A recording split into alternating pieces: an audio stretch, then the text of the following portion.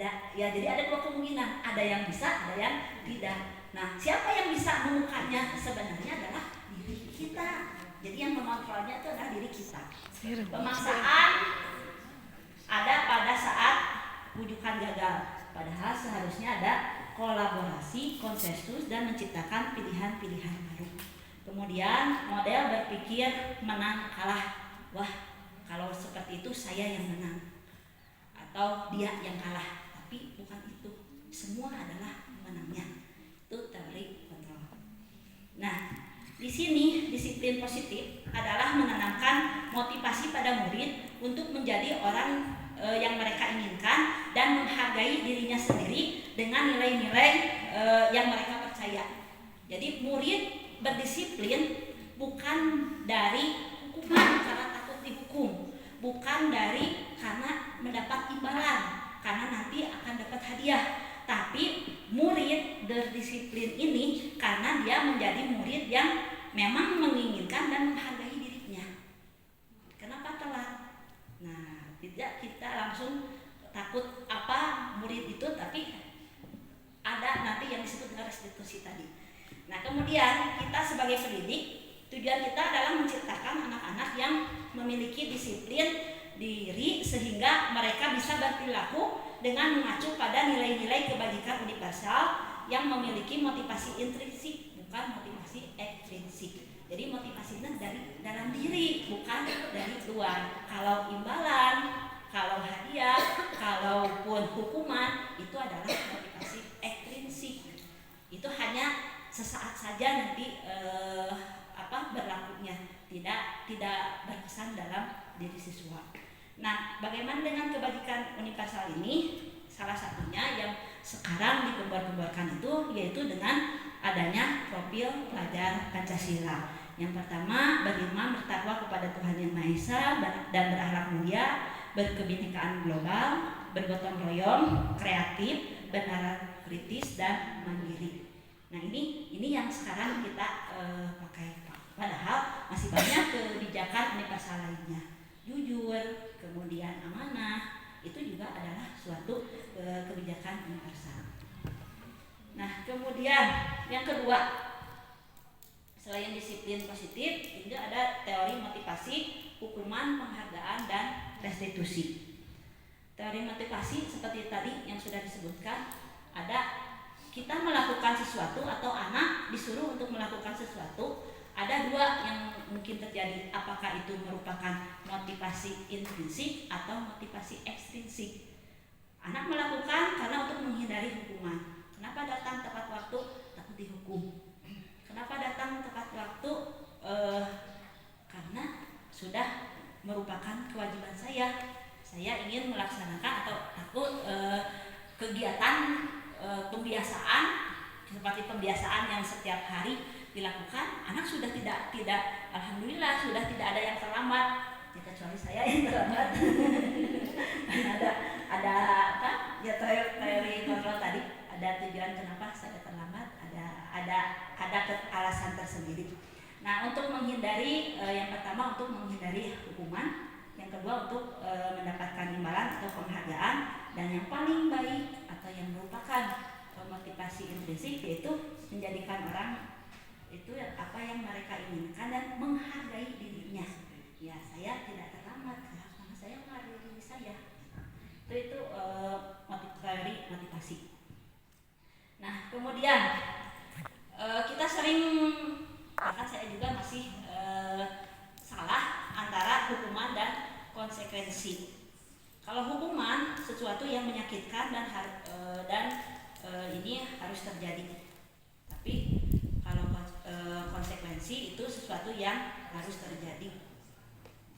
Kemudian membuat anak sakit dari fisiknya dalam jangka waktu yang cukup lama. Kemudian kalau konsekuensi membuat anak merasa tidak nyaman dalam jangka waktu pendek. Kemudian anak akan benci kedisiplinan. Kalau hukuman, kalau konsekuensi ini anak akan menghargai disiplin. Kalau hukuman ini merupakan paksaan. Kalau konsekuensi itu adalah stimulus atau tanggapan. dan masih banyak yang lainnya. Nah ini sebenarnya kita harus bagaimana? Jadi tidak boleh menghukum atau harus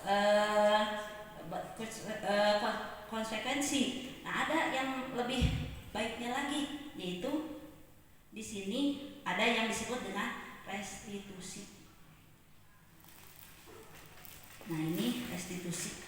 Ini adalah suatu proses penciptaan kondisi bagi murid untuk memperbaiki kesalahan mereka sehingga mereka bisa kembali pada kelompok mereka dengan karakter yang kuat. Restitusi ini juga merupakan proses kolaborasi yang mengajarkan murid untuk mencari solusi untuk masalah mereka dan membantu murid berpikir tentang orang seperti apa yang mereka inginkan, tujuan mulianya, dan kemudian bagaimana mereka harus memperlakukan orang lain.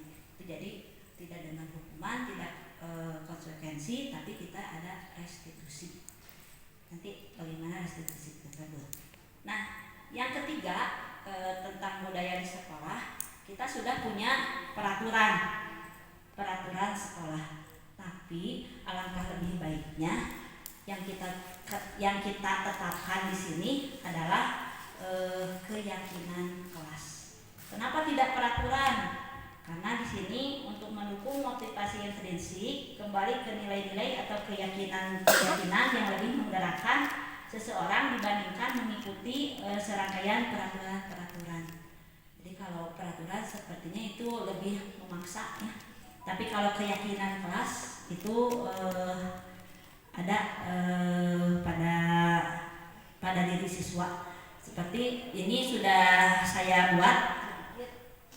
Yang pertama, bekerja sama membersihkan kelas. Jadi sebenarnya di situ ada peraturan tidak boleh membuang sampah sembarangan. Itu kan peraturan sebenarnya. Tapi keyakinan kelas kita buat di sini. Ini bisa di awal semester atau di awal tahun kita buat keyakinan kelas bahwa kita buat yang pertama bekerja sama membersihkan kelas. Yang isinya adalah sebenarnya tidak boleh membuang sampah sembarangan atau mengerjakan piket sesuai jadwal. Ya, itu padahal itu peraturan di sana. Kemudian keyakinan yang kedua, saling peduli, menghargai dan membantu sesama. Nah ini ternyata setelah kemarin saya melakukan restitusi, beberapa anak, ada 2 anak yang saya restitusi, ternyata keduanya itu kenapa melakukan seperti itu? Karena dibully. Jadi kita tidak tahu, oh ada pembulian di kelas. Ya, kenapa kamu seperti itu? Karena di kelas Bu, anak-anak ceweknya sama saya tidak suka. Gitu. Nah, anak berserang seperti itu. Padahal kita sebagai wali kelas saya tidak tahu, oh seperti itu. Saya suka diomongin dulu, saya tidak ingin, jadi tidak nyaman di kelas. Nah, berarti itu kan terjadi pembulian. Nah, kalau kita membuat di sini saling peduli, menghargai dan membantu sesama, itu berarti tidak boleh ada pembulian di kelas sebenarnya peraturan itu. Jadi peraturannya. Kemudian menjaga dan meletakkan barang sesuai dengan tempatnya. Berarti menjaga ketertiban kelas. Peraturan itu sebenarnya, tapi dalam keyakinan kelas kan lebih enak lagi terdengarnya. Menjaga dan meletakkan barang sesuai dengan tempatnya. Kemudian yang keempat, tepat waktu dan aktif di kelas. Jadi tidak boleh kesiangan gitu ya. Datang jam 7, itu kan peraturan. Saya dulu pernah membuat kesepakatan kelas, dan itu lebih mengarah ke peraturan. Nah, tapi lebih enak kalau kata-katanya di keyakinan kelas. Yang kelima, mengerjakan tugas tepat waktu. Ya, berarti anak harus lalu siap belajar. Itu keyakinan kelas. Nah, kemudian apa bedanya tadi sebenarnya sudah ya.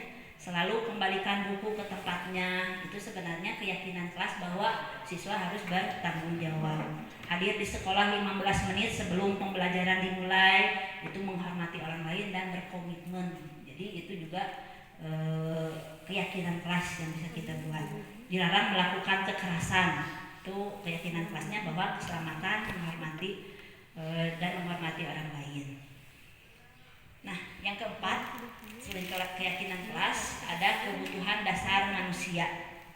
Kebutuhan dasar manusia ini ada 5. Yang pertama, bertahan hidup. Yang kedua, penguasaan. Yang ketiga, kasih sayang dan rasa diterima. Yang keempat, kebebasan. Dan yang kelima, kesenangan. Nah, ini adalah kebutuhan dasar manusia. Dari nanti kalau kita melakukan restitusi, ada segitiga restitusi yang kita lakukan. Nah, kita akan paham. Jadi siswa itu kenapa melakukan itu? Apakah untuk kesenangan? Ada siswa yang malas belajar di kelas seenaknya saja. Ternyata kebutuhan dasar manusia yaitu ingin kebebasan. Mungkin itu yang diinginkannya. Tapi kita lihat nanti alasannya. Itu jadi 5 kebutuhan dasar manusia. Kemudian di sini ada kebutuhan dasar ini untuk menjadi dunia berkualitas. Dunia berkualitas adalah tempat khusus dalam pikiran, tempat menyimpan gambaran, representasi dari semua keinginan, kebutuhan dasar bersifat umum dan universal. Sedangkan dunia berkualitas itu lebih unik dan personal. Kemudian murid kita ini juga ingin mempunyai gambaran dunia bahwa murid kita juga di sini punya gambaran dunia berkualitas mereka. Tentunya sebagai guru kita ingin memasukkan hal-hal yang bermakna dan nilai kebajikan yang hakiki di dalam dunia berkualitas murid kita. Yang kelima, ada 5 posisi kontrol. Sebagai guru, posisi apa saja yang bisa terjadi atau yang bisa kita lakukan atau pernah kita lakukan. Yang pertama, bisa sebagai penghukum. Yang kedua, pembuat orang merasa bersalah. Yang ketiga, sebagai teman. Yang keempat, pemantau. Dan kelima, manajer. Nah, di sini motivasi kalau sebagai penghukum dan pembuat orang merasa bersalah itu akan menjadikan identitas gagal. Jadi kontrol dari luar. Sedangkan menjadi teman dan pemantau dan juga manajer itu memberikan identitas keberhasilan atau kesuksesan. Tapi yang lebih utama kita harus sebagai manajer. Nah, di sini bisa kita terapkan nanti di segitiga restitusi.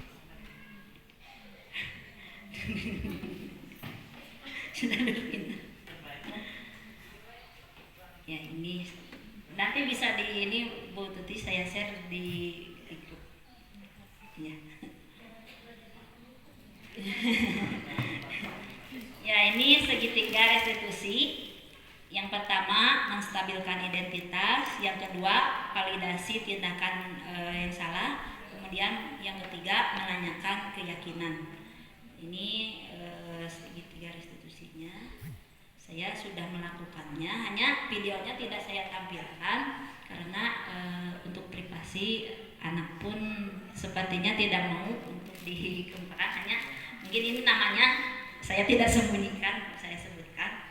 Ini ada kasus di 9B, itu ada lihat yang awalnya anak ini pendiam, kemudian jarang bergaul dengan teman-temannya, tapi dalam beberapa minggu kemudian dia selalu berdua-duaan seperti berpacaran. Ya, selalu ibu juga tahu ya, mendekati. Nah, itu kan menjadi teman yang lain pun merasa risih gitu. Kenapa di saat berkumpul, bahkan pada saat di Cilimus ini juga sama kadang berdua-duaan. Nah, saya melakukan segitiga restitusi. Yang pertama, menstabilkan identitas, yaitu saya tanya dulu, tahu mengapa Adelia dipanggil, kemudian menurut Adelia perbuatan itu salah tidak, kemudian kita akan menyelesaikan masalah itu, dan yang mengatakan itu salah. Kemudian yang kedua, saya validasi tindakan yang salah tersebut, kenapa Adelia melakukan itu. Nah, langsung cerita panjang dan itu keluar gitu. Ya, dia memang awalnya bahkan ibu saya itu dulu mau curhat sama ibu sampai seperti itu, hanya tidak berani. Kemudian ada seseorang yang mendekati saya, ya saya nyaman, saya tidak pacaran bu. Dia menyangkal sebetul, hanya saya nyaman dengan dia. Apa yang keluh kesah Adel itu ditanggapi dan nyambung gitu, makanya selalu dua itu. Ya itu saya tidak menyalahkan sikap Adel itu benar gitu. Hanya di sini bagaimana Adel harus bersikap yang seharusnya gitu. Itu divalidasi. Kemudian yang ketiga, saya menanyakan keyakinan kelas. Apakah Adel percaya bahwa dalam tata tertib sekolah itu ada tentang adab pergaulan. Kemudian adab pergaulan muslim itu sebagaimana, dan dia menceritakannya dan bisa. Dan kemudian di akhir kedepannya ya saya akan melakukan tindakan yang ya tidak berdua-duaan lagi. Kemudian ya saya akan lihat lingkungan, kemudian akan bergaul dengan teman-teman yang lain. Tapi saya juga perlu bantuan ibu katanya, karena di kelas saya dikucilkan dengan teman-teman yang perempuan. Jadi saya juga harus membantunya. Itu satu orang yang ya sebenarnya bukan kasus yang luar biasa, yang berat, yang biasa saja, tapi itu nanti akan terbawa gitu. Makanya ya saya dibuat segitiga restitusi. Yang satu lagi ada anak yang malas sekolah, itu juga sama dibuat segitiga restitusi. Dan alhamdulillah kemarin itu ya sama ingin bantu juga bagaimana nanti kedepannya supaya tidak hanya dia menanggung sendiri di kelas gitu. Jadi wali kelas juga berperan ini.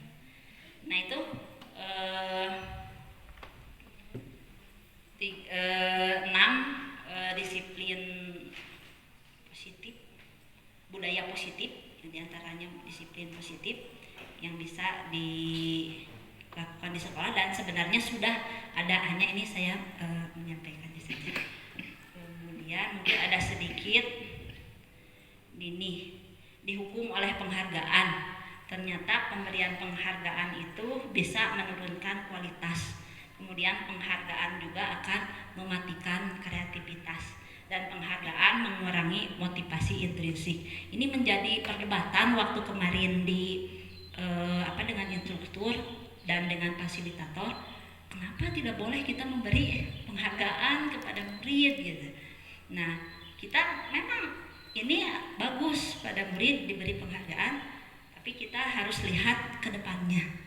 Kedepannya ini hanya sebagai motivasi ekstrinsik saja yang tidak akan berbekas pada diri murid, dan itu hanya sebagai nantinya takutnya murid hanya berbuat tersebut untuk mendapatkan imbalan. Jadi motivasi yang muncul dari murid.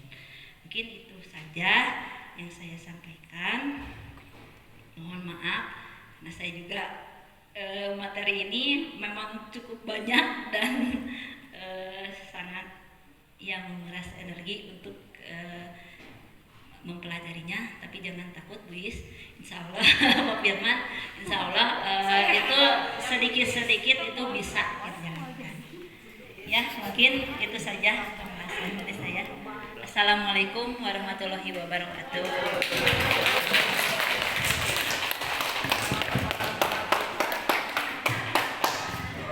Iya, sekali lagi big applause buat Bu Yani ya, sudah memaparkan materi tentang budaya positif ya.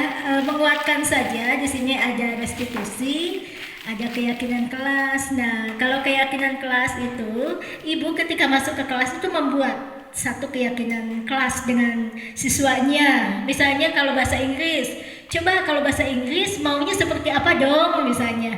Bu, maunya saya itu tidak banyak tugas, pasti. Nah, itu dibuat keyakinan kelas. Maunya di kelas ini seperti apa? Saya maunya kelas tertib misalnya. Saya maunya kelas bersih. Saya maunya misalnya datang tepat waktu. Dibuatkan dan di sini dibuat aturan kelas, yaitu keyakinan kelas. Jadi dibuat wali kelas biasanya ya, satu tertib misalnya sesuai keinginan siswa. Jadi siswa itu dikasih kayak selembaran, terus ini ke depan nanti apa saja yang diinginkan di kelas ini. Saya maunya tertib, saya maunya kelasnya bersih, saya maunya disiplin, saya maunya tidak ada pembulian, misalnya seperti itu.